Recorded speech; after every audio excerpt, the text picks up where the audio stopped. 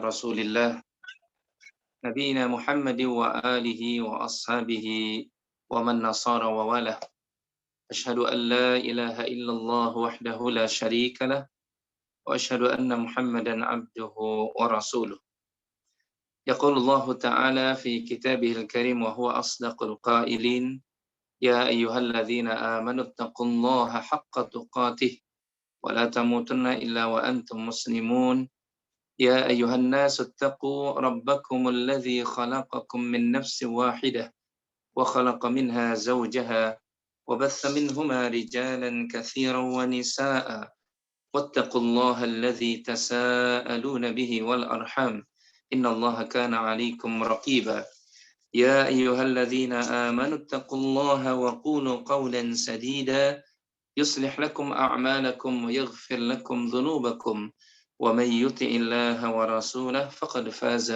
فوزا عظيما أما بعد. Alhamdulillah, ikhwani wa akhwati fillah yang semoga dimuliakan Allah Subhanahu wa taala. Mari kita senantiasa membuka lembaran kehidupan kita tentunya dengan senantiasa memuji Allah. Karena dialah zat yang memang layak kita puji. Dan kita bersyukur dengan nikmat-nikmat yang Allah Subhanahu wa taala masih titipkan kepada kita. Semoga Allah memberikan jalan kepada kita menjadi bagian dari hamba-hambanya yang pandai bersyukur. Karena jamaah yang dimuliakan oleh Allah Subhanahu wa taala, orang yang senantiasa bersyukur itu adalah orang yang akan mendapatkan kebaikan yang lebih banyak dari apa yang dia kira. La in syakartum la azidannakum wa la in kafartum inna adzabi lasyadid. Kata Allah Subhanahu wa taala, barang siapa yang bersyukur niscaya benar-benar akan aku tambah nikmatnya kepada mereka. Tapi siapa saja yang mengkufuri nikmat yang Allah berikan, Allah Subhanahu wa taala ancam dengan azab yang pedih. Na'udzubillahi min dzalik.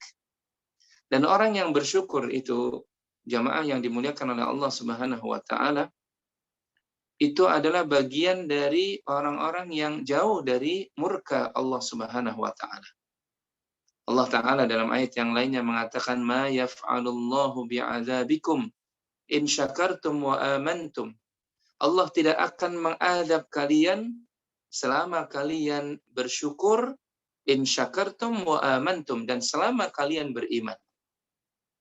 Jadi kalau seorang hamba itu dia senantiasa mensyukuri nikmat-nikmat Allah Subhanahu wa taala dan dia menjaga keimanannya kepada Allah saja, maka dia jauh dari yang namanya murka, azab, kemarahan Allah Subhanahu wa taala. Inilah yang kemudian menjadikan iblis laknatullah alaih berusaha menghalang-halangi manusia, menyesatkan manusia dari jalan yang benar. Ya, yaitu ketika seorang hamba itu kufur terhadap nikmat Allah Subhanahu wa taala. Ya, terlebih lagi nikmat ketika Allah memberikan misi utama kepada manusia untuk hanya beribadah kepada Allah Subhanahu wa taala, iblis itu memalingkan mereka agar mereka menyembah selain daripada Allah. Kalau kita perhatikan ikhwani wa akhwati yang semoga dimuliakan oleh Allah Subhanahu wa taala, surah Al-A'raf tentang penciptaan manusia. Pertama, ya di alam semesta ini yaitu Nabi Allah Adam alaihi salatu wassalam. Di dalam surah Al-A'raf dari mulai ayat yang ke-11 sampai dengan ayat yang ke-17, Allah Ta'ala memberikan gambaran jelas sekali kepada kita. Ketika Allah katakan, وَلَقَدْ خَلَقْنَاكُمْ ثُمَّ صَوَّرْنَاكُمْ ثُمَّ قُلْنَا لِلْمَلَائِكَةِ اسْجُدُوا لِآدَمَ fasajadu illa iblis lam yakum minas sajidin. Kata Allah Subhanahu wa taala, dan sungguh kami telah menciptakan kalian, kemudian thumma sawwarnakum, kemudian kami bentuk tubuh kalian. Thumma qulna lil malaikati isjudu li Adam fasajadu illa iblis. Kemudian kami berfirman kepada Adam, sujudlah kalian sebagai bentuk penghormatan kepada Adam. Semuanya sujud, para malaikat itu sujud, kecuali iblis. Kecuali iblis. Lam yakum minas sajidin. Dia iblis tidak termasuk mereka yang sujud. Kemudian Allah Ta'ala mengatakan, bertanya kepada iblis, qala ma mana'aka alla tasjuda idh amartuk. Apa yang membuat engkau, wahai iblis, tidak mau sujud dengan apa yang aku perintahkan kepadamu? Ini perintah Allah Subhanahu wa Ta'ala. Qala, maka apa jawaban iblis la'natullah alaih? Ana khairum minhu, khalaqtani min nar wa khalaqtahu min tin. Aku lebih baik, wahai ya Allah, daripada Adam. Aku engkau ciptakan dari api, sedangkan Adam engkau ciptakan dari tanah. Menurut persepsi iblis, api itu lebih mulia daripada tanah. Padahal demi Allah, tidak ada manusia, tidak ada makhluk di alam semesta ini yang lebih mulia di sisi Allah kecuali karena ketakwaannya. Tapi menurut iblis, api itu lebih baik. Api itu lebih mulia daripada tanah. Maka dia enggan untuk sujud kepada Adam. Maka Allah katakan, qala fahbit minha fama yakunu laka an tatakabbara fiha fakhruj innaka minas saghirin. Kata Allah Subhanahu wa Ta'ala, turunlah engkau dari surga. Ya. Karena surga itu tidak layak dengan orang yang sombong ada di dalamnya. Maka keluarlah engkau, innaka minas saghirin. Sesungguhnya engkau termasuk makhluk yang hina. Ya, karena melanggar perintahku, kata Allah Subhanahu wa Ta'ala. Kemudian kata Allah, kemudian kata iblis, qala anzirni ila yaumi yub'atsun. Qala innaka minal munzarin. Kata iblis, dia minta keringanan. Iblis mengatakan, anzirni ila yaumi yub'atsun. Wahai ya Rabb, tolong tunda ajalku sampai hari dibangkitkan. Qala, Allah berfirman, innaka minal munzarin. Engkau termasuk orang-orang yang diberikan uzur. Ya. Engkau termasuk diberikan penangguhan waktu. Nah, disinilah ayat yang ke-16 ini, perhatikan baik-baik jamaah. Ketika iblis diusir oleh Allah Subhanahu wa Ta'ala karena pembangkangannya terhadap perintah Allah, kemudian iblis mengatakan, qala fa bima aghwaytani la aq'udanna lahum siratakal mustaqim. Kata iblis laknatullah alaih, wahai ya Allah, karena engkau telah menjadikan aku ini sesat, ya, maka pasti benar-benar aku akan halang-halangi mereka, Bani Adam, manusia, dari jalanmu yang lurus. Ya. Jadi lihat, senjata iblis yang paling utama adalah bagaimana menjadikan manusia itu berpaling peribadahannya bukan kepada Allah tapi kepada yang lain. Padahal Allah berfirman dalam ayat yang lainnya, penyembahan kepada Allah itu satu-satunya jalan yang lurus. Dan iblis mengatakan, la aq'udanna lahum, aku akan menghalang-halangi mereka siratakal mustaqim, dari jalanmu yang lurus. Jalan yang lurus itu jamaah adalah wa anna hadza sirati mustaqiman fattabi'uh. Kata Allah SWT, inilah jalanku yang lurus, maka ikuti dia, yaitu hanya menyembah kepada Allah Subhanahu wa Ta'ala. Ini janji iblis, senantiasa menghalang-halangi manusia itu dari jalan Allah yang lurus. Kemudian dalam ayat berikutnya, tsumma la'atiyannahum. Nah, disinilah lihat bahasan kita. Tsumma la'atiyannahum min baini aydihim wa min khalfihim wa an aymanihim wa an syama'ilihim wa la tajidu aktsarahum syakirin. Kemudian ya Allah, benar-benar aku akan datangi mereka, Bani Adam itu, dari depan mereka, dari belakang mereka, dari samping kanan mereka, dari samping kiri mereka. Apa kalimat iblis berikutnya? Wala tajidu aktsarahum syakirin. Dan engkau tidak akan dapati, wahai Rabb, mereka itu orang yang pandai bersyukur. Jadi jamaah yang dimuliakan oleh Allah Subhanahu wa Ta'ala, dua senjata iblis, dan itu sudah janji dari iblis di hadapan Allah Subhanahu wa Ta'ala. Yang pertama, memalingkan penyembahan manusia yang tadinya harusnya kepada Allah, dia kemudian berpaling kepada jalan yang lainnya, kepada penyembahan yang lainnya, bukan jalan Allah Subhanahu wa Ta'ala. Kemudian yang kedua, menjadikan manusia itu kufur, tidak pandai berterima kasih. Oleh karena itu Allah Subhanahu wa Ta'ala memberikan kabar kepada kita dalam ayat yang lainnya, ketika memberikan gambaran tentang apakah banyak orang-orang yang bersyukur atau banyak orang-orang yang kufur. Allah katakan, wa qalilum min ibadiyas syakur. Sedikit sekali orang atau hambaku yang pandai bersyukur.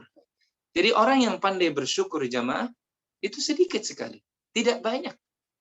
Bahkan kata para ulama dari ayat ini, orang yang berada di jalan kebaikan itu demi Allah tidak banyak. Orang yang sujud dibandingkan dengan orang yang maksiat itu tidak banyak. Orang yang amar ma'ruf nahi mungkar dibandingkan dengan orang yang cuek sekali terhadap hal tersebut itu tidak banyak. Maka kata Nabi SAW, beruntunglah kalian menjadi orang-orang yang sedikit. Karena jangan-jangan orang yang sedikit ini adalah orang-orang yang sekali lagi berada di atas siratal mustaqim.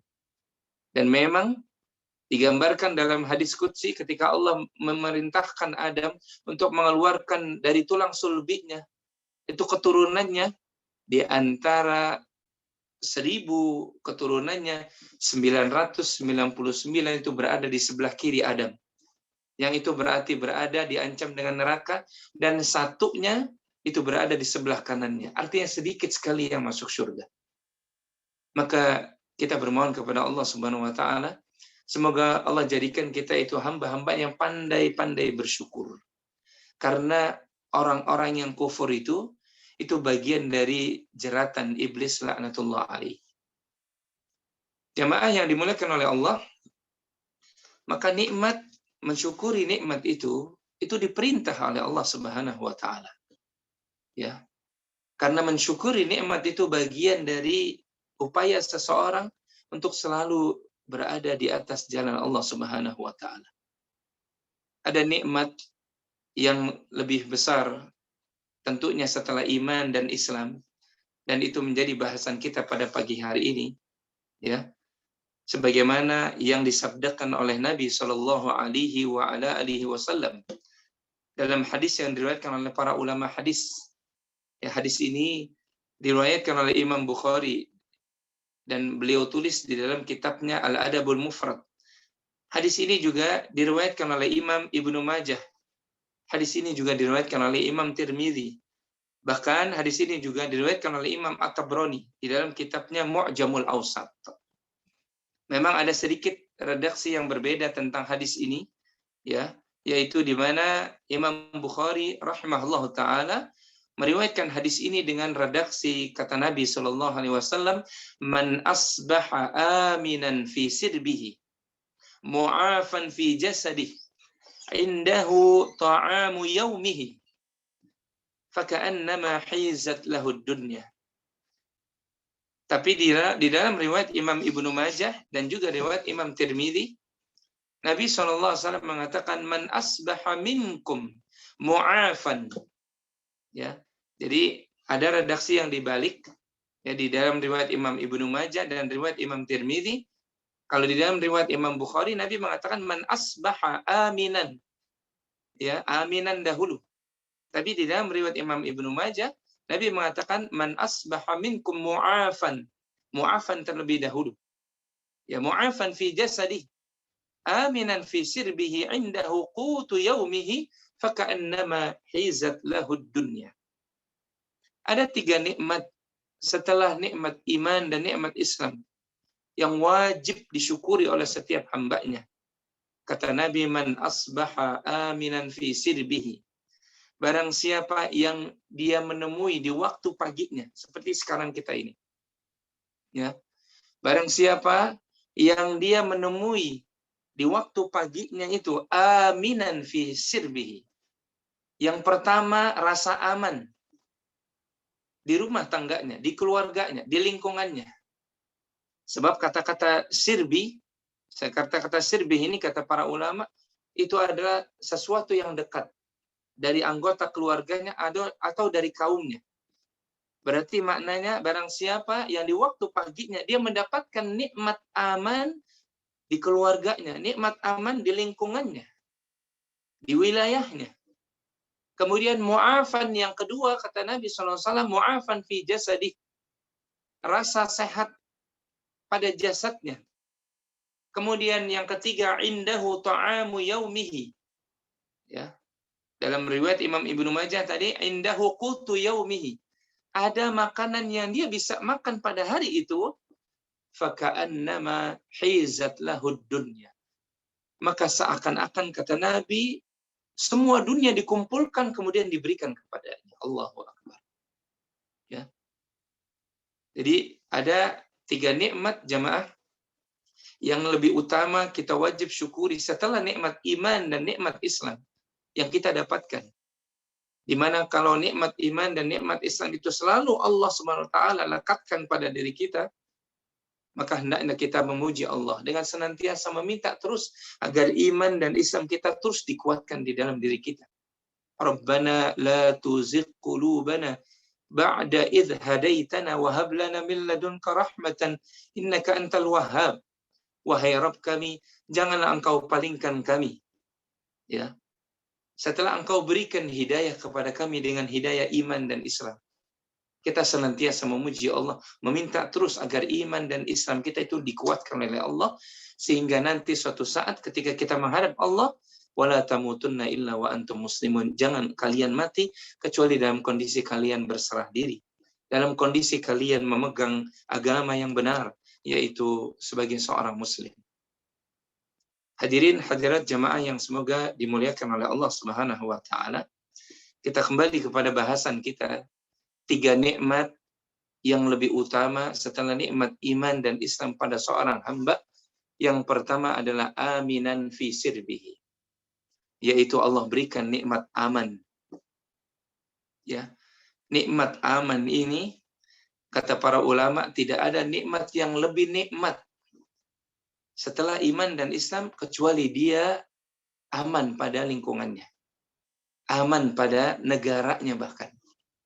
Makanya para ahlu sunnah wal jamaah, para ulama ahlu sunnah wal jamaah mewanti-wanti benar bahwasanya jangan sampai kita memunculkan sesuatu yang membuat lingkungan kita tidak aman. Bahkan jangan sampai kita menjadi orang yang memprovokasi lingkungan kita sehingga negeri kita tidak aman. Karena nikmat aman itu nikmat yang terbesar setelah iman dan Islam seseorang.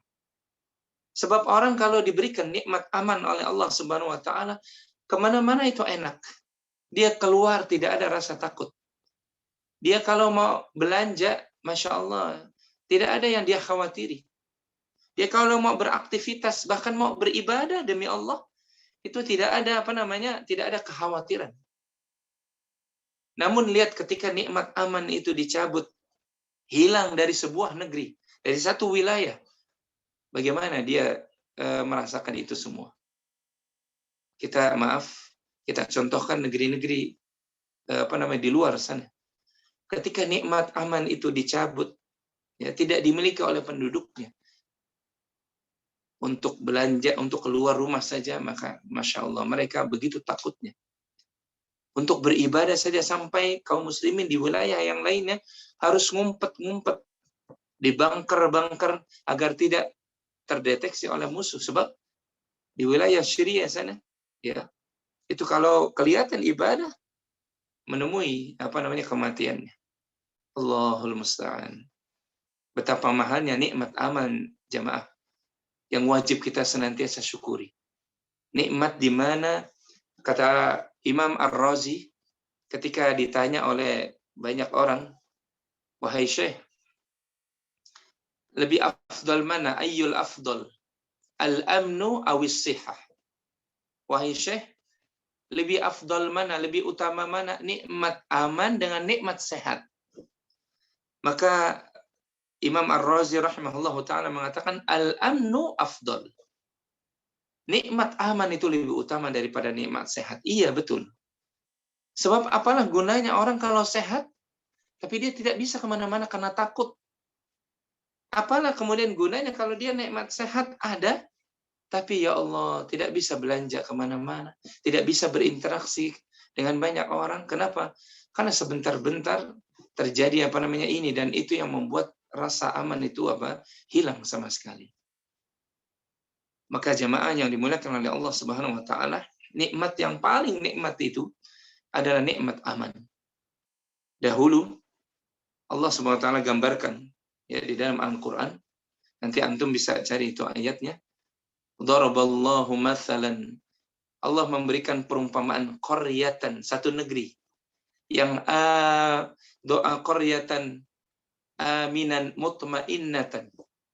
Yang negeri ini dahulunya adalah aman sentausa, damai sekali. Masya Allah. Negeri ini negeri yang aman, sentosa, damai. Tidak ada kerusuhan, tidak ada penjarahan. Negerinya itu aman. Ya. Saking amannya, kata Al-Imam Ibnu Katsir rahimahullah ta'ala ketika menjelaskan tentang ayat ini, saking amannya, penduduknya itu kalau keluar dari rumah yang dilihat itu hijau semua negeri. Allahu Akbar. Kemudian para wanitanya itu kalau tanamannya itu sedang ranum untuk dipetik, dia hanya meletakkan sesuatu di atas kepalanya berupa keranjang. Kemudian dia lewati kebun-kebun itu jatuh saja buahnya begitu. Saking amannya, saking damainya, saking demi Allah berkahnya itu negeri. Wa daraballahu mathalan qaryatan kanat aminatan mutmainnatan ya'tiha rizquha ragadan min kulli makan. Bahkan kata Allah Subhanahu wa taala, datang kepada negeri ini rizki dari Allah dari segala penjuru. Saking damainya, saking amannya, saking berkahnya ini negeri. Tapi sayangnya, fakafarat bi an'umillah. Penduduknya dalam beberapa saat kemudian mengkufuri nikmat Allah. Ya. Nikmat aman, damai, sentosa. Nikmat keberkahan itu yang sudah Allah berikan kepada mereka, itu kemudian dikufuri oleh penduduk negerinya. Fa'adzaqahumullahu libasal ju' wal khaufi bima kanu yasna'un. Kemudian Allah lekatkan kepada penduduk negeri itu setelah mereka mengkufurinya libasal ju', ya, rasa kelaparan, pakaian kelaparan, wal khauf, dan rasa takut. Yang tadinya Masya Allah kalau mau makan itu kemana saya itu gampang, dekat sekali. Yang mau kemana-mana itu hijau, berubah menjadi kering kerontang, berubah menjadi rasa ketakutan. Allahul musta'an. Ini nikmat aman yang kemudian dicabut oleh Allah gara-gara penduduknya itu mengkufuri segala nikmat yang Allah berikan. Maka semoga kondisi wabah yang masih Allah uji ini harusnya menjadi renungan pelajaran yang berharga bagi kita. Ya, pelajaran yang berharga bagi kita jemaah. Bahwasanya dalam kondisi walaupun wabah seperti ini, jangan pernah kemudian kita kufur terhadap nikmat Allah. Ya. Sekecil apapun nikmat yang masih Allah berikan, termasuk rasa aman di negeri kita ini, maka syukuri. Karena nikmat aman ini Masya Allah, nikmat yang luar biasa jemaah. Ya. Lihat, perhatikan dalam surah Al-Baqarah, ayat yang ke-126. Surah Al-Baqarah, ini doanya Nabi Ibrahim, ayat yang ke-126. Allah Tabaraka wa Ta'ala memberikan gambaran tentang doanya Ibrahim terhadap negeri Mekah. Negeri Mekah. Ya. Allah Subhanahu wa Ta'ala memberikan gambaran, ya. Di dalam surah yang kedua, wa idh qala Ibrahimu rabbi ja'al hadha baladan aminan warzuq ahlahu minas thamarati man amana minhum billah wal yaumil akhir. Kata Allah Subhanahu wa Ta'ala di dalam ayat yang ke-126 surah Al-Baqarah ini, wa idh qala Ibrahimu, dan ingatlah ketika Ibrahim berdoa. Ya. Ingatlah ketika Abul Anbiya ini berdoa, Rabbi ja'al hadha baladan. Wahai ya Allah, jadikanlah negeri Mekah ini. Apa yang diminta pertama kali oleh Ibrahim? Aminan, negeri yang aman. Jadi lihat, ada isyarat dari Allah Subhanahu wa Ta'ala.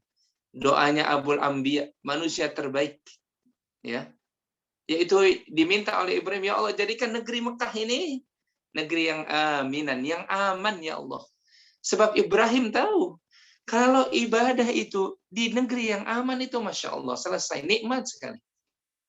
Ya, melakukan apa saja di negeri yang aman itu Masya Allah. Banyak yang bisa dilakukan jemaah. Maka jangan kufuri nikmat aman. Sehingga kita memprovokasi atau mungkin kita terprovokasi oleh sebagian manusia, kemudian menjadi sebab negeri ini jadi tidak aman. Syukuri nikmat aman ini. Karena ini lihat doanya Nabi Ibrahim. Sampai hari ini demi Allah jemaah. itu Ibrahim doanya itu Masya Allah dirasakan oleh penduduk negeri Mekah sekarang ini. Negeri yang aman, baldatun thayyibatun wa rabbul ghafur. Kemudian Ibrahim mendoa warzuq ahlahu minats samarat, dan berikan rizki kepada penduduknya dari buah-buahan ya Allah. Ya. Sekali lagi, apa gunanya rizki yang banyak, kesehatan yang maksimal kalau negerinya, wilayahnya, lingkungannya tidak aman? Ya, nggak nikmat, tidak nikmat. Ya, kemudian Allah melanjutkan di dalam ayat ini, man amana minhum billahi wal yaumil akhir. Ya, yaitu di antara mereka yang beriman kepada Allah dan hari akhir. Qala wa man kafara fa umatti'uhu qalilan thumma adtarruhu ila adzabin nar wa bi'sal masir. Allah berfirman, dan kepada orang-orang yang kafir justru akan aku beri kesenangan sementara, kemudian akan aku paksa dia ke dalam azab neraka, dan itulah wa bi'sal masir, seburuk-buruk tempatnya. Ya. Jamaah ikhwani yang semoga dimuliakan dan dijaga oleh Allah Subhanahu wa taala, nikmat aman. Ini nikmat yang senikmat-nikmatnya. Nikmat yang utama setelah nikmat iman dan nikmat Islam. Makanya kita jadi ngerti dengan doa Nabi Ibrahim ini.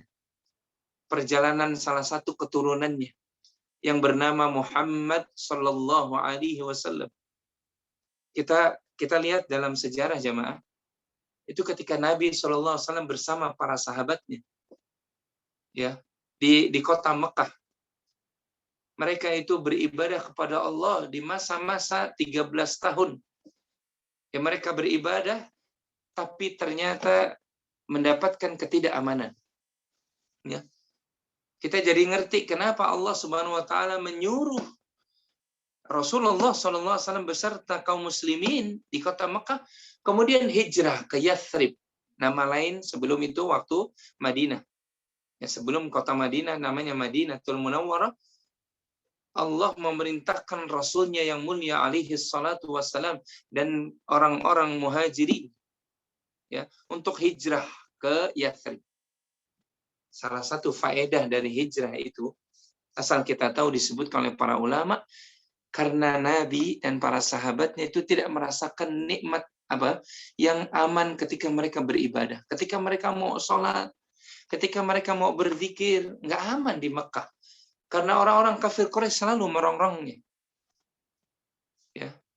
Dan ketika mereka hijrah ke kota Yathrib, itu para sahabat mengira selesai ini urusannya. Artinya kita bisa beribadah dengan aman. Kita bisa beribadah dengan apa? Dengan aman. Tapi ternyata orang-orang kafir Quraisy itu masih dendam terhadap Nabi. Ya. Mereka masih mengejar Nabi walaupun Nabi sudah berada di kota Madinah. Ya. Pada saat itu para sahabat mengira udah selesai nih, kita aman lah beribadah.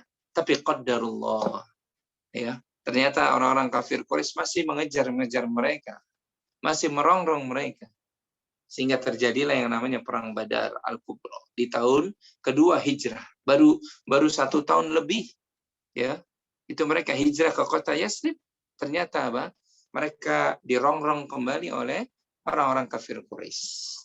Ini lihat salah satu hikmahnya hijrah Nabi ke kota Madinah itu karena mereka ingin mendapatkan ibadah yang aman. Ya. Karena sekali lagi nikmat al-amnu itu karunia yang besar. Ya, karunia yang besar dari Allah Subhanahu wa taala. Maka betul kata Nabi, man asbaha aminan fi sirbihi. Barang siapa yang ketika waktu paginya dia mendapati nikmat aman di lingkungannya, di wilayahnya, di negaranya, maka seakan-akan dunia diberikan semuanya kepada dia. Kemudian jamaah yang dimuliakan oleh Allah SWT, nikmat yang kedua. Ya, nikmat yang kedua yang juga wajib kita syukuri setelah nikmat iman dan Islam. Kata Nabi SAW, man asbaha aminan fi sirbihi. Siapa yang di waktu paginya dia mendapatkan nikmat aman di rumahnya, di lingkungannya, di negaranya, mu'afan fi jasadih. Ya. Siapa di waktu pagi yang mendapati mu'afan, afiat pada jasadnya, pada fisiknya. Nah, ini nikmat sehat, nikmat afiat itu juga nikmat yang mahal, yang wajib kita syukuri. Ya. Maka kita jadi mengerti wajib kita menjaga kesehatan kita. Karena kata Nabi Shallallahu Alaihi Wasallam, al-mu'minul qawi khairun wa ahabba ilallahi minal mu'minin ad-dha'if. Mukmin yang kuat, dan kekuatan itu salah satu ciri dari orang yang sehat itu adalah orang yang kuat. Fisiknya, rohaninya, itu berarti dia sehat, afiat dia. Luar dalamnya itu sehat. Kata Nabi, mukmin yang kuat itu mendapat dua hal. Yang pertama, khairun, dia lebih baik daripada mukmin yang lemah. Dalam pandangan Allah, itu mukmin yang kuat, mukmin yang sehat, itu berarti dia lebih baik daripada mukmin yang sering sakit-sakitan. Dan yang kedua, wa ahabba ilallah, dia lebih dicintai oleh Allah Subhanahu wa taala. Maka kalau kita ingin mendapatkan kecintaan Allah, ya, dan kita ingin mendapatkan predikat lebih baik, maka fastabiqul khairat, agar kita berlomba-lomba untuk senantiasa kita sehat, jamaah.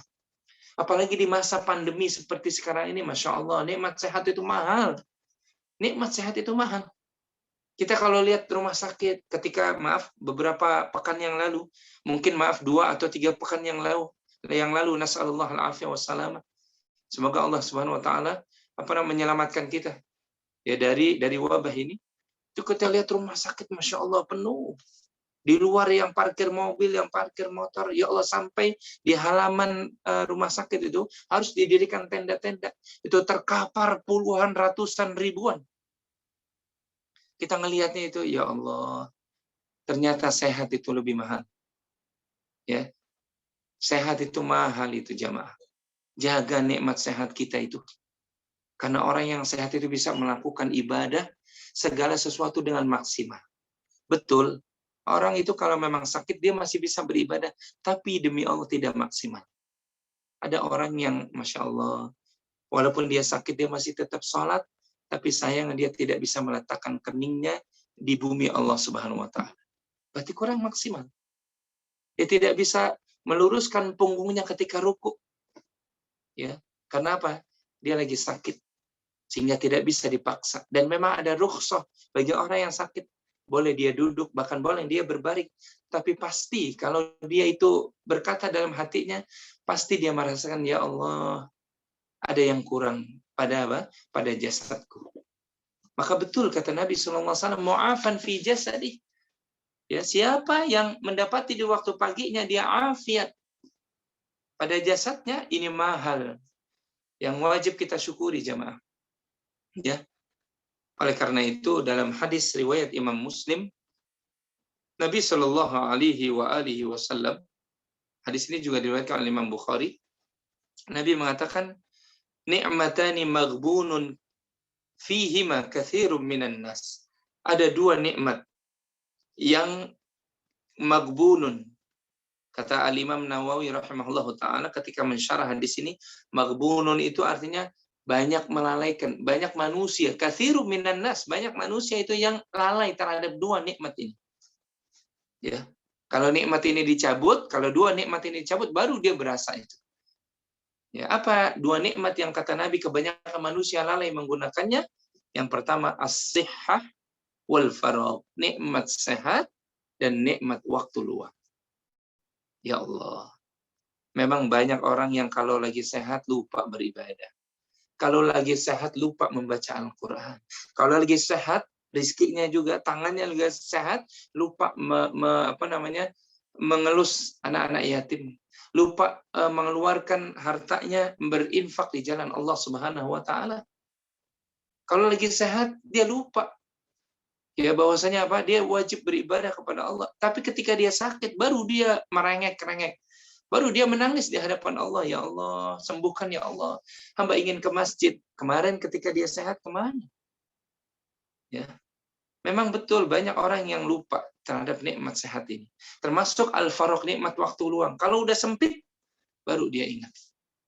Ketika ruh sudah di kerongkongan, baru dia ingat, dia memohon kepada Allah, Rabbirji'un, wahai ya Allah, kembalikan aku ya Allah. La'alli a'malu salihan fima taraktu kalla. Agar aku ini bisa kemudian melaksanakan amal saleh yang dahulu aku tinggalkan. Ketika waktunya sudah sempit, ajal sudah sampai, maka dia meminta kepada Allah. Allahumma musta'an. Maka jamaah yang dimuliakan, sehat ini mahal. Ya, sehat ini sekali lagi mahal. Sehingga Nabi menyuruh kita sehat. Nabi itu menyuruh kita sehat. Sepengetahuan saya, wallahu alam, sepengetahuan saya, itu Nabi diberikan umur oleh Allah 62 atau 63 tahun, ya. Itu jarang sakit Nabi. Nabi SAW itu jarang sakit. Yang saya tahu dalam sejarah itu, yang pertama Nabi pernah diguna-guna, ya, dikirimkan sesuatu sehingga Nabi sakit, sehingga turun surat Al-Falaq dengan An-Nas.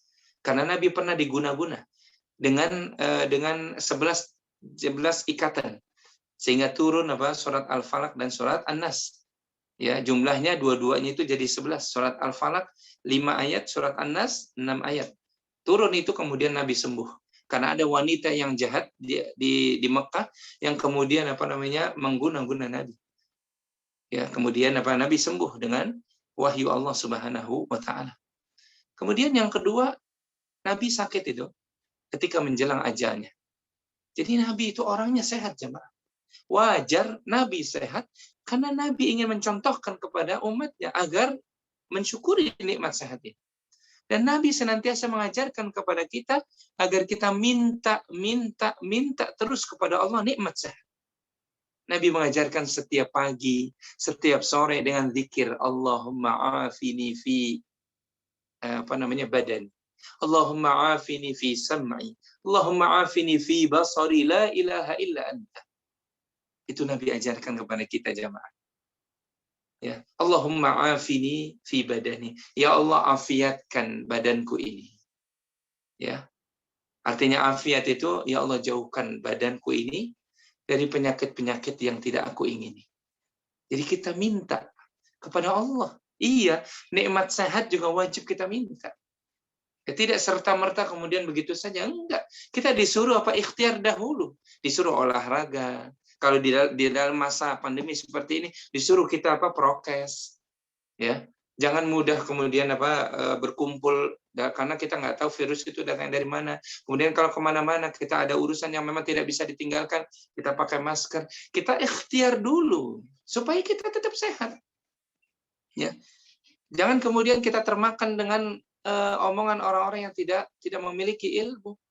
Ya, namanya takdir. Ya kalau memang nyampe aja. Ya Allah, subhanallah.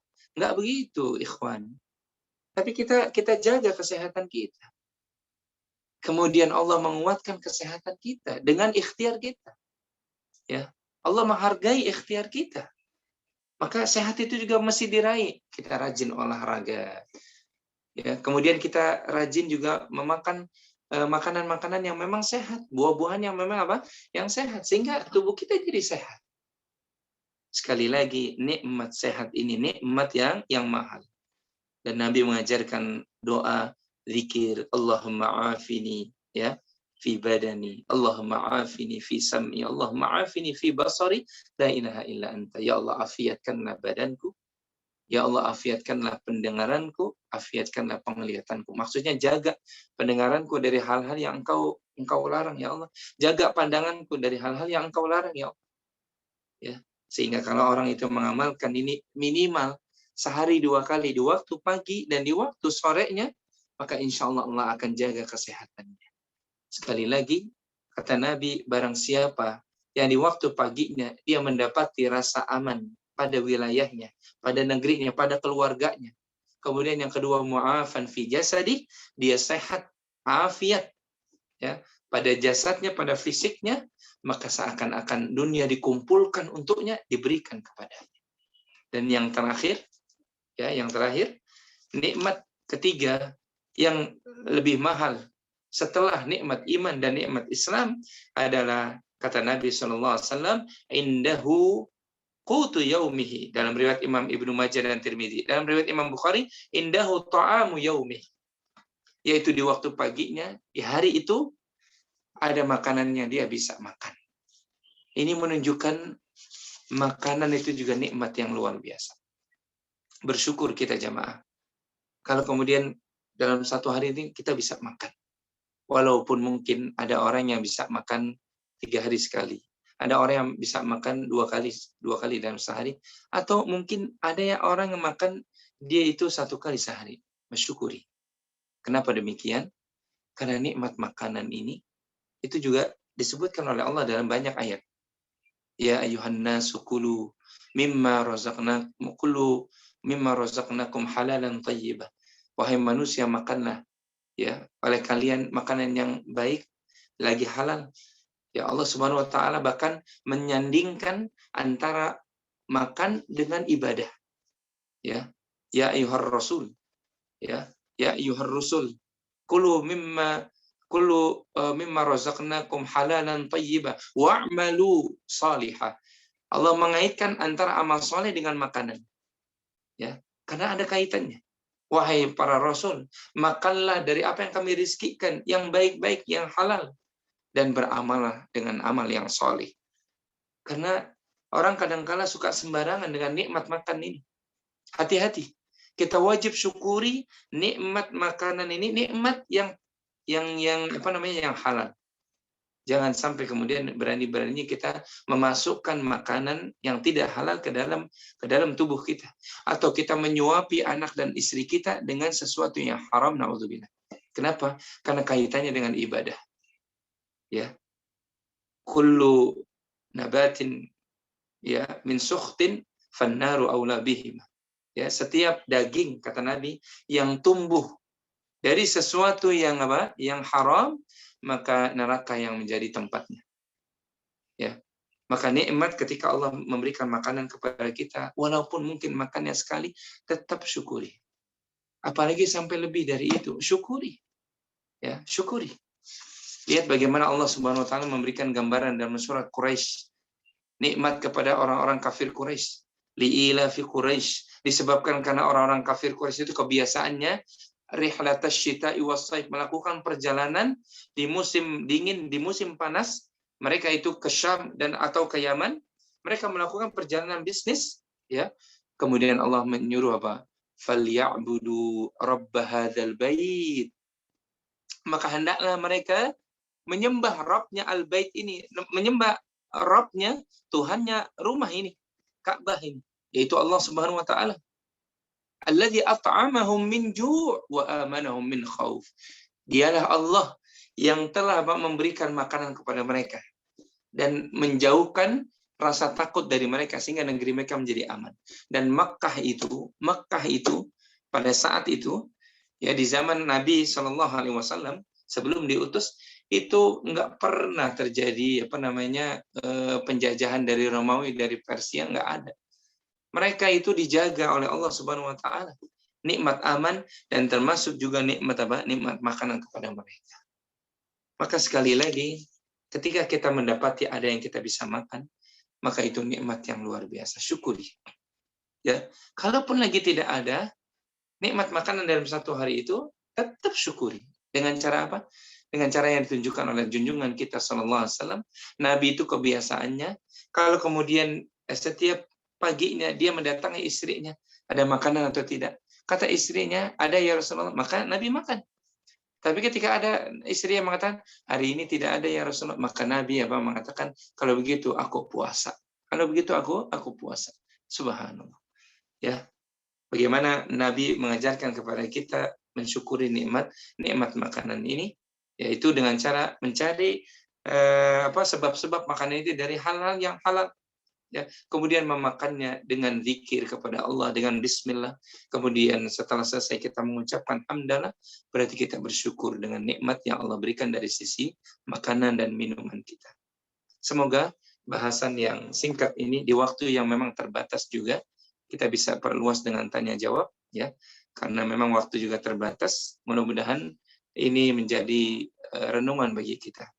bahwasanya 3 nikmat yang wajib kita syukuri ini setelah nikmat iman dan Islam itu kita jaga benar, kita pegang erat benar, ya, yaitu nikmat aman, kemudian yang kedua nikmat sehat, dan ketiga nikmat makanan dan minuman yang ada pada di kehidupan kita.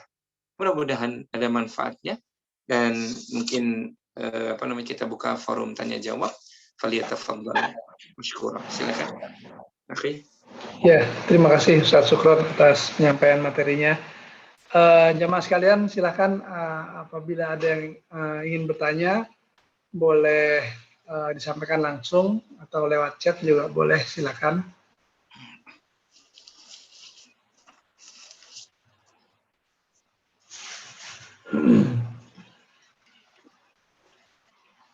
Silakan kalau ada yang ingin ditanyakan.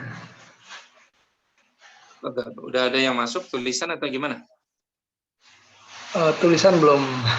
Belum, tayyib. Silakan bagi jamaah yang pagi hari ini sudah bergabung, kalau ada yang ingin antum tanyakan, ya.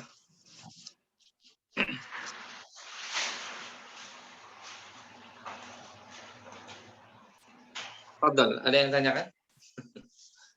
Kalau tidak berarti insya Allah, insya Allah ya, mengenai tiga nikmat utama Sulaiman. Fadal, silakan. Oh, waalaikumsalam. Silakan Pak siapa nih? Pak Hernawan. Oh, Pak Hernawan. Silakan Pak Hernawan. Fadal. Mungkin pertanyaan yang di luar ini boleh ya Ustaz? Ya, Fadal, silakan. Ustaz, ini kan minggu depan tuh ada perubahan hari libur ya karena hari besar keagamaan Islam. Nah ini perubahan ini karena apa ya Ustaz ya? Mungkin Ustaz mengerti ada perubahan, ada pergeseran hari apa karena padahal kan sudah setelah perhitungan ini kan dengan ilmu pengetahuan sekarang kan sudah dari awal bisa diketahui, tapi sekitar paling nggak sampai sebulan ada perubahan. Itu kira-kira apa ya Ustaz ya? Oh iya, tayyib. Masih Ustaz. Barakallahu fiik Pak Hernawan ya. Yang jelas secara rinci wallahu alam ya, ana nggak tahu ya kalau misalkan ada perubahan-perubahan libur. Tapi kalau tidak salah perubahan-perubahan sejak terjadinya pandemi di tahun yang lalu pun itu terjadi ya. Ya bisa jadi karena kita berprasangka baik, pemerintah kita, ulil amri kita itu memandang perlu adanya perubahan libur dalam rangka mencegah tersebarnya virus yang selama ini masih ada. Ya sudah 1 tahun lebih ini masih ada di negara kita ya. Itu satu, jadi boleh jadi karena memang ada upaya dari ulil amri kita untuk menjaga penyebaran tersebut ya. Dan ya kita jaga saja prasangka baik kita lah ya, kita jaga prasangka baik kita kepada pemangku jabatan ya, pemangku jabatan di negeri kita ini. Mudah-mudahan insya Allah dalam tujuan yang positif, dan saya rasa sih kalaupun misalkan nih, mohon maaf sekali lagi, wallahu alam ada yang mengkait-kaitkan dengan sesuatu kok berubah ini dan berubahnya itu kok saya pernah mendengar gini ya, ketika kemarin Idul Fitri atau Idul Adha gitu kan, Idul Fitri kok disuruh kita di rumah tahun lalu kan gitu ya, tahun lalu di rumah ya kita berprasangka baik saja ya, demi kemaslahatan. Boleh jadi itu demi kemaslahatan. Ada yang mengatakan giliran yang berkaitan dengan Islam, kaum muslimin kok kemudian dipindah-pindahkan. Saya rasa hal seperti ini ya jangan dibesar-besarkan ya. Kalaupun kebetulan kita merasakan secara pribadi ya sudah, untuk kita saja. Jangan kemudian kita ajak orang lain, kok begitu ya, kok kayak tentang bagian keislaman ini kayak digeser-geser. Nah, ini justru kita menjadi sebab terjadinya terprovokasi. Ini jangan seperti itu. Kalau buat diri kita, kok begitu ya, ya Allah, tolonglah agama ini ya, nggak apa-apa. Kalau buat diri kita, kok kemudian ketika Idul Fitri kita disuruh begini, tapi ketika hari raya yang lainnya, kok enggak ya? Ya sudah, buat diri kita saja dan sambil kita memohon kepada Allah, ya Allah, jagalah negeri ini. Ya Allah, lindungilah negeri ini dari makar-makar orang-orang yang tidak senang terhadap Islam. Itu kita buat diri kita boleh, tidak mengapa. Tapi jangan sampai kemudian kita sebarkan buat orang lain. Ya, artinya kita berprasangka baik. Ya, kalau nggak salah nih di yang tadi ditanyakan boleh jadi itu ada bentrok kali ya dengan apa Muharram kalau tidak salah. Ya, ya kita berprasangka baik saja. Tapi lebih dari itu saya tidak tahu, wallahu a'lam bishawab. Baik, Fadal. Oke, makasih Ustaz atas responnya. Pertanyaan dari Ibu Ita. Ustadz mau bertanya, apakah benar kalau kita sakit dikarenakan karena dosa kita? Iya, tayyib, barakallah Ibu. Apa namanya? Justru sebagian ulama menyebutkan dari dalil-dalil yang ada, ya, bahwasanya memang sakit itu sesungguhnya bukanlah apa namanya sesuatu yang buruk, ya, sesuatu yang buruk di mata Allah Subhanahu Wa Taala. Justru Allah Subhanahu Wa Taala menguji kita. Itu bagian dari sebentar lagi Allah akan turunkan kebaikan kepada kita. Ya, di antara ciri man yuridillahu bihi khairan, kata Nabi dalam riwayat Imam Ahmad dan yang lainnya, barang siapa yang Allah kehendaki kebaikan, maka cirinya apa? Allah uji mereka. Ya. Ujian itu bisa berupa apa saja, termasuk ujian itu bisa berupa sakit. Ya. Bahkan dalam hadis yang lainnya Nabi katakan tidaklah seorang mukmin ditimpa kelelahan, rasa sakit, bahkan sampai duri yang menancap di kakinya. Ya, kemudian dia bersabar dengan nikmat itu, dengan ujian tersebut, dengan rasa sakit tersebut, maka apa namanya? Illa kecuali Allah akan gugurkan dosa-dosanya. Dan boleh jadi memang sakit itu disebabkan karena kelalaian kita. Ya, sehingga kata para ulama, Allah ingin dengan sakit kita itu kita banyak berzikir, kita kembali kepada Allah. Ya. Sehingga ketika kita sakit, ya Allah, kita merintih. Yang kemarin-kemarin ketika kita sehat, ya kita lalai. Boro-boro berzikir. Ya, boro-boro beribadah. Berzikir saja kita apa lalai. Sehingga ketika Allah uji kita dengan sakit, kita memanggil namanya, ya Allah, astagfirullah, sakit sekali ya Allah. Ya Allah, maafkan hamba, ya Allah. Dia merintih di hadapan Allah, menyebutkan nama-nama. Allah senang itu. Jadi benar bahwasanya sakit yang Allah ujikan kepada kita boleh jadi itu karena sebab dosa-dosa kita. Maka kata Ali bin Abi Thalib, tidaklah Allah menurunkan bala ujian apa saja itu kecuali karena dosa manusia. Dan tidaklah Allah mengangkat bala itu kecuali disebabkan karena taubatnya mereka. Ya. Ini sahabat Ali bin Abi Thalib yang mengatakan. Artinya ya ujian datang itu karena disebabkan dosa-dosa. Iya. Dan itu bisa diangkat disebabkan karena taubat. Ya taubat mereka. Kembalilah. Fafirru ilallah. Kembalilah, larilah kepada Allah Subhanahu wa taala. Ya, semakin kita banyak berzikir, semakin kita banyak beristighfar, bertaubat kepada Allah Subhanahu wa taala. Semoga dengan demikian maka dosa-dosa kita diampuni oleh Allah Subhanahu wa taala. Allahu a'lam. Fadhal. Syukran Ustaz atas jawabannya. Pertanyaan selanjutnya dari Ibu Harli Ummudafa. Di saat pandemik ini kita akan diwajibkan vaksin, tetapi jika hati kita masih belum mau vaksin, apakah kita melanggar bentuk ikhtiar kita? Karena hati ini masih ragu untuk vaksin. Iya, Masya Allah. Allah, tayyib. Ya, barakallahu fiik Ibu. Ya. Sekali lagi, sebagaimana barusan tadi saya sebutkan, ya ini kebijakan yang dibuat oleh ulil amri kita. Ya, dan para ahli kesehatan pun yang menyuruh kita untuk vaksin. Sedangkan kita mendengarkan ulil amri, bahkan mentaatinya, kemudian mendengarkan ahlul ilmi dari sisi kedokterannya, itu bagian juga dari ketaatan kita kepada Allah Subhanahu wa taala. Ya ayyuhalladzina amanu atti'ullah wa atti'ur rasul wa ulil amri minkum. Wahai orang yang beriman, taatilah Allah, taatilah Rasulnya, dan taatilah ulil amri di antara kalian. Dan ulil amri kita menyuruh kita agar terhindar dari virus yang berbahaya ini supaya kita vaksin. Maka ya kita melaksanakannya. Ya semata-mata karena kita ingin mentaati Allah Subhanahu wa taala. Ya. Itu jadi diniatkan untuk itu. Ya. Tapi bagaimana Ustadz kalau kita masih ragu? Ya, kalau memang kita masih ragu, coba gali lagi. Tanya lagi kepada ahlinya. Jangan tanya kepada yang bukan ahlinya. Ya, tanya kepada dokter. Ya, saya sendiri jujur saja, itu saya tanya kepada murid-murid saya yang dokter, yang di RSCM, yang di Rumah Sakit Tamrin, yang di MMC. Saya tanya murid-murid saya, itu vaksin, kalau vaksinnya yang ini bagaimana sih kelebihan-kelebihannya? Oh, begini Ustaz, dijelaskan. Kita tanya kepada ahlinya. Baru kemudian oh iya ya, kalau begitu dengan vaksin tujuannya dijelaskan. Dan saya rasa sudah banyak para ahli kesehatan yang sudah menjelaskan faedah positifnya untuk kita vaksin.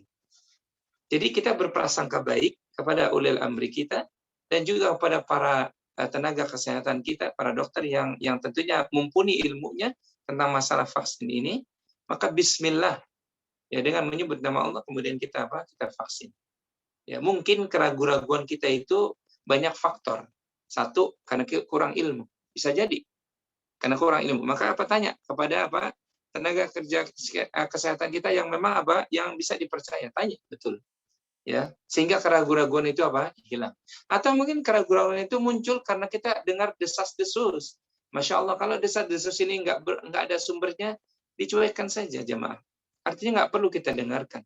Ya, tapi lihat sumbernya, lihat sumber yang memang dia itu benar. Ya, sudah dapat itu juga, kemudian masih ragu misalkan, ya diserahkan kepada diri kita. Asalkan kalau misalkan memang keraguan-keraguan itu muncul karena memang masih takut disuntik, nah itu alami saja. Kalau memang kan ada orang yang kemudian disuntik itu kayaknya gambarnya serem, dan itu banyak yang bilang ke saya begitu. Kenapa belum vaksin? Saya itu kalau ngelihat jarum itu Ustadz dari dulu memang kayaknya antipati banget. Itu nggak masalah. Sehingga belum vaksin misalkan masih ragu karena takut itu disuntik, itu nggak masalah. Tapi kalau kemudian masih ragu gara-gara dengar ini, dengar itu, dengar ini, katanya demikian, saya rasa itu hal seperti harus dihilangkan dan tanya kepada ahlinya. Allah berfirman, fas'alu ahla dzikri in kuntum la ta'lamun. Bertanyalah kepada ahlinya. Kalau tentang vaksin, tanya kepada ahli vaksin. Jangan tanya kepada orang yang ya termasuk kepada diri saya nggak tahu tentang vaksin.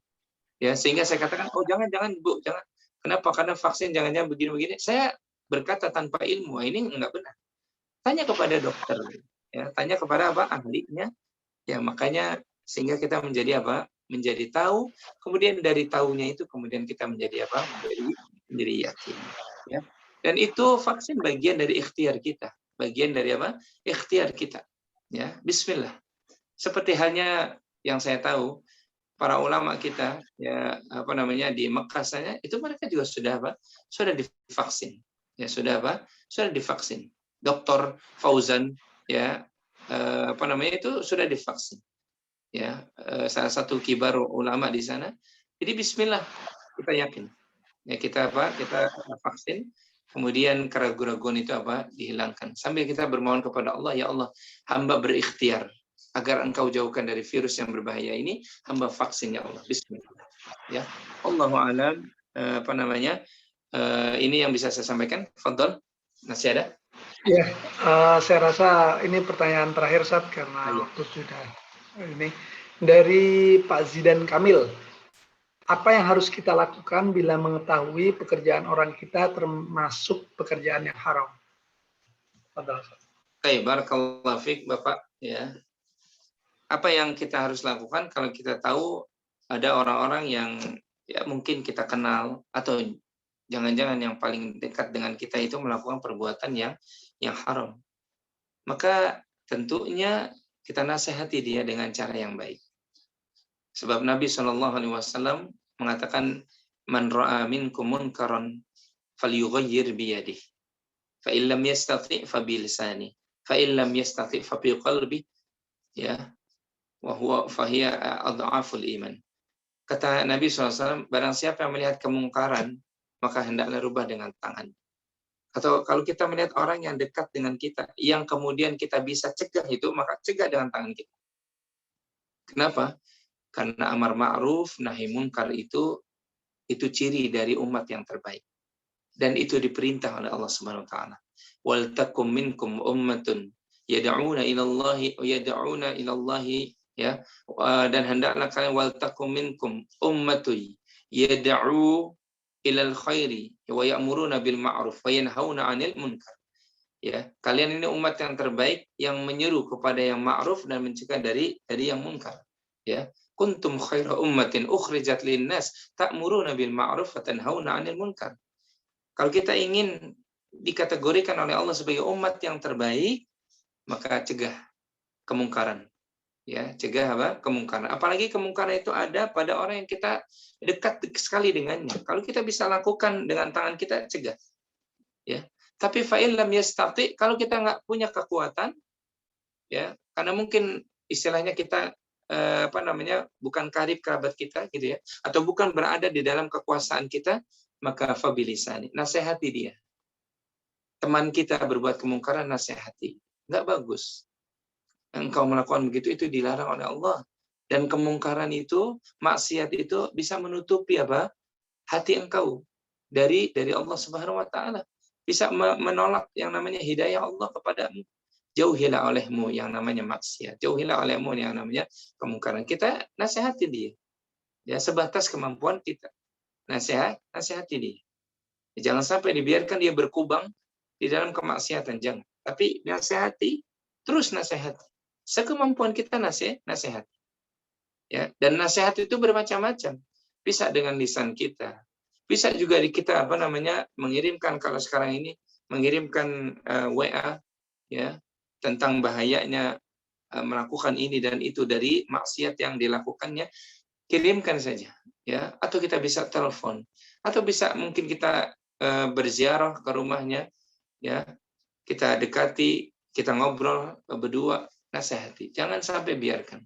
Sebab dalam riwayat Imam Ibnu Majah, orang yang membiarkan kemungkaran padahal dia tahu dan dia bisa menasihatinya, dia bisa mencegahnya, kemudian dia biarkan, maka apa kata Nabi SAW? Jangan salahkan Allah kalau kemudian doa-doa kalian tidak dikabulkan oleh Allah Subhanahu wa taala. Maka amar ma'ruf nahi munkar ini wajib kita lakukan sesuai sebatas kemampuan yang ada pada diri kita. Kalau kita mampu mencegah anak kita, mencegah adik kita, kakak kita yang berbuat kemungkaran, cegahlah. Ya, tarik. Jangan sampai dia berkubang di dalam kemaksiatan, ya. Tapi kalau kemudian itu sahabat kita, tetangga kita, minimal kita berikan nasihat. Ya, dan nasihatnya juga tidak di depan umum, tapi nasihat kita dengan cara yang baik. Sehingga mudah-mudahan dengan cara seperti itu dia tidak jatuh kepada jeratan syaitan. Wallahu a'lam bishawab. Mudah-mudahan ada faedahnya dan mungkin ini yang bisa Ustaz sampaikan pada pagi hari ini. Kalau ada yang benar semata karena dari Allah Subhanahu wa taala, dan kalaupun ada yang keliru semata karena kekurangan ilmu yang ada pada diri saya, dan juga kita mohon ampunan dari Allah Subhanahu wa taala. Dari saya cukup sekian. Ya, hadanallahu wa iyyakum ajma'in. Subhanakallahumma wa bihamdika asyhadu an la ilaha illa anta astaghfiruka wa atubu ilaik. Assalamualaikum warahmatullahi wabarakatuh. Waalaikumsalam warahmatullahi wabarakatuh. Terima kasih Ustadz Syukron dan jamaah sekalian. Kita tutup dengan membaca Alhamdulillah bersama-sama. Alhamdulillahirabbil alamin. Alhamdulillah. Wassalamualaikum warahmatullahi wabarakatuh. Waalaikumsalam. Waalaikumsalam warahmatullahi wabarakatuh.